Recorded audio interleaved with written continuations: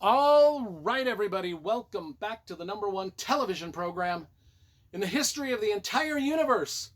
I am Brian Lee Durfee, author of The Forgetting Moon, The Blackest Heart, and The Lonesome Crown, all three books published by Simon & Schuster's Saga Press. Today I'm going to be reviewing The Running Grave by Robert Galbraith. And yes, this book pissed me off more than a book should ever anger any human being. But at the beginning of this book, I was just flustered, which got me more flustered, which just started to just boil. It spun me up into just straight outrage. We'll get to that in a minute. I mean, yeah, this is not, the thumbnail was not a clickbaity thing. I actually got pissed off at this book. But we'll get to that soon. I have read the first previous 6 books in the Cormoran Strike British mystery series by Robert Galbraith and loved every single one of them. In fact, if you want to watch my detailed review of the first 6 books in the series, I've done an individual review of all of these books. All you need to do is type in my last name, Durfee, into your search bar, and then Robert Galbraith's name. Those reviews will magically appear upon your television screen. But I've got them all right here. I even got book number 8. So this is book number 7. I even got book number 8, which just came out this week. And so we'll read that and review it soon too. But let's talk about the cover first, because you know I love graphic design and cover illustration. I know you're itching to find out why this book pissed me off. We'll get to that soon. But let's talk about the covers first, because you know I love cover art. I like these. I like the design of the later books in the series. The first 3 books in the series, I did not like the design of the cover, but I think they kind of settled on a pretty good design where, you know, things look pretty good. The spines look decent. The first 3 books in the series, I thought they had kind of weak covers, but anyway. That's not why I'm angry. I will talk about why I'm angry. So Cormoran Strike is a investigator in London. His partner, Robin Ellencott. Now, in the first 6 books in the series, they went through many adventures and solved many murders and became quite famous in and around London and England and the British Isles and the UK and wherever for solving murders, very high-profile murders. That's where the story leaves us at the beginning of this book here. So to start this book here, the prologue was okay. It was about some letters being written back and forth between a young man and his parents. The young man had joined a religious movement. His parents would call it a cult. Most people would call it a cult. And he was writing letters back and forth to his parents. His parents were trying to say, hey, you're in a cult. And he's like, no, everything's wonderful. And that's the prologue. And it was about 10 or 15 pages. And then we get to the opening chapter, chapter 1.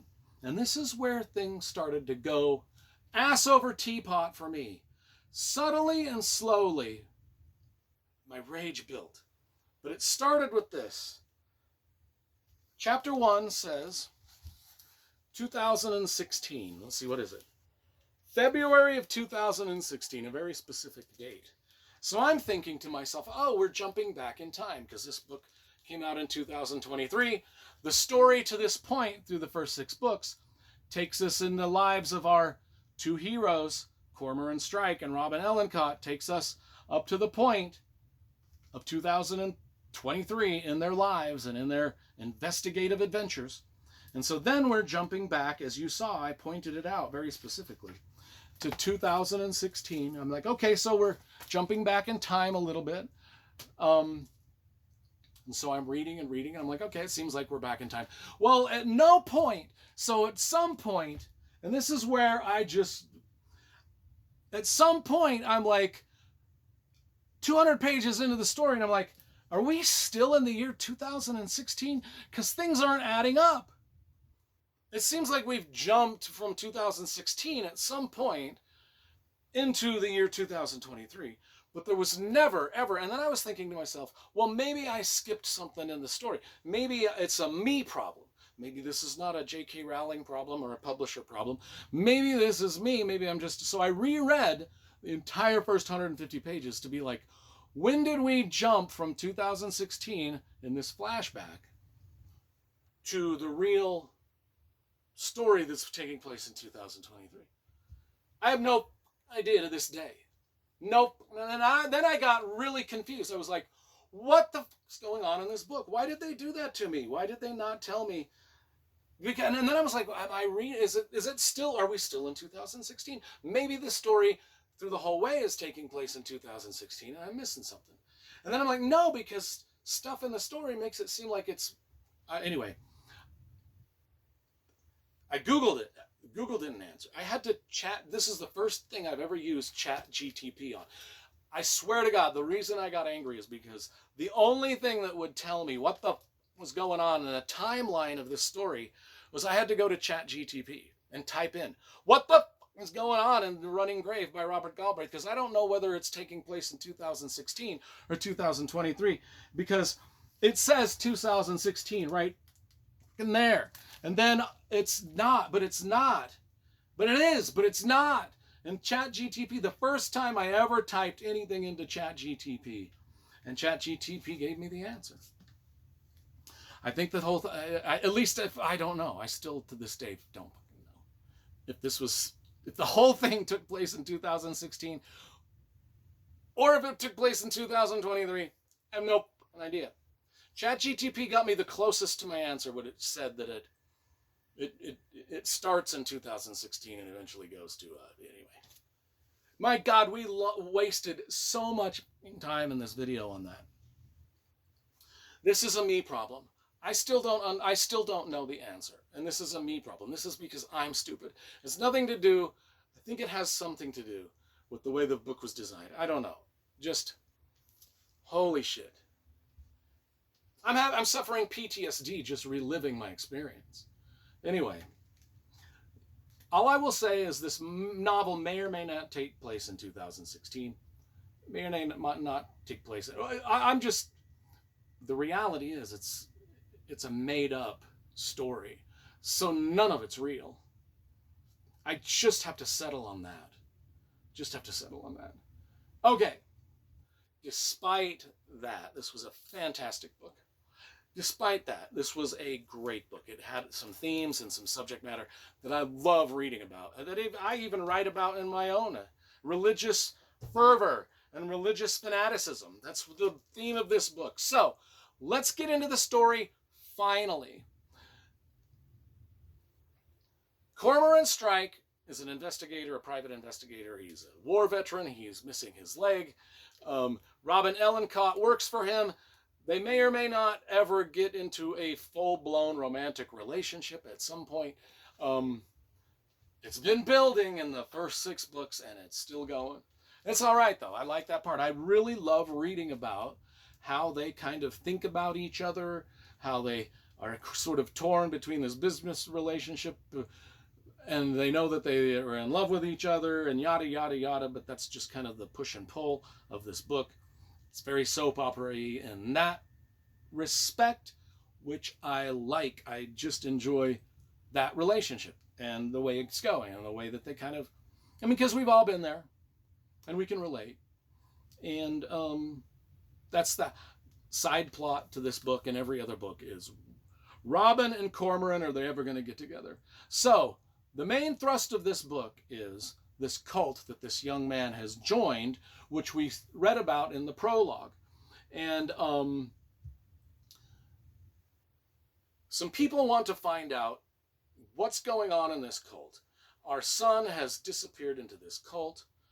People are disappearing into this cult, never being heard from again. And they approach Cormoran Strike and Robin to suss out what might be going on. Where are their missing family members?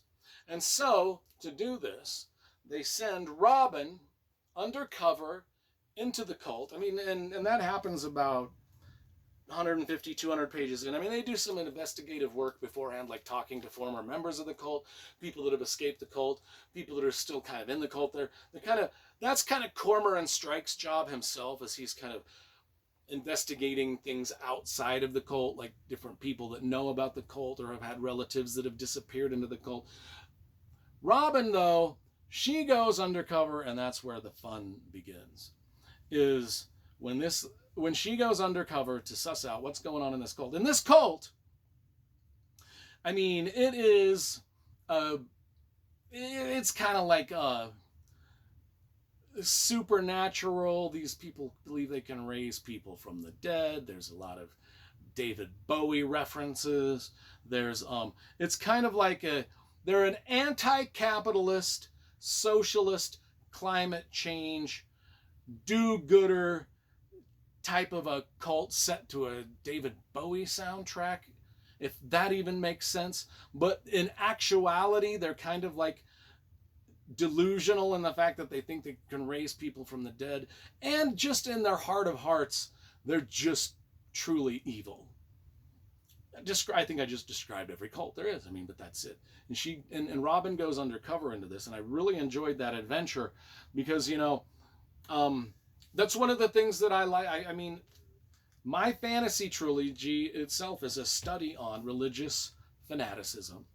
And because I grew up very religious, and I'm not religious now, so the subject matter really fascinates me. And so if anybody's going to write a book or a mystery or anything that's centered around the thought processes and religious dogma and gospels and culture that surrounds cults, I'm in 100%. And I think that J.K. Rowling / Robert Galbraith did a fantastic job of really delving into that as Robin herself, this young woman, enters into this cult undercover to find out what's going on. And she does it brilliantly. I mean, of course, she's an attractive young woman, and so the cult is also kind of like a sex cult. I mean, all cults eventually, it boils down to the cult leaders wanting sex from the young women that join, or the young men, or whatever. You know what I'm talking about. And so that's kind of the angle that's played here, is she's kind of noticing that, everybody that's joining is, it goes into some dark territory.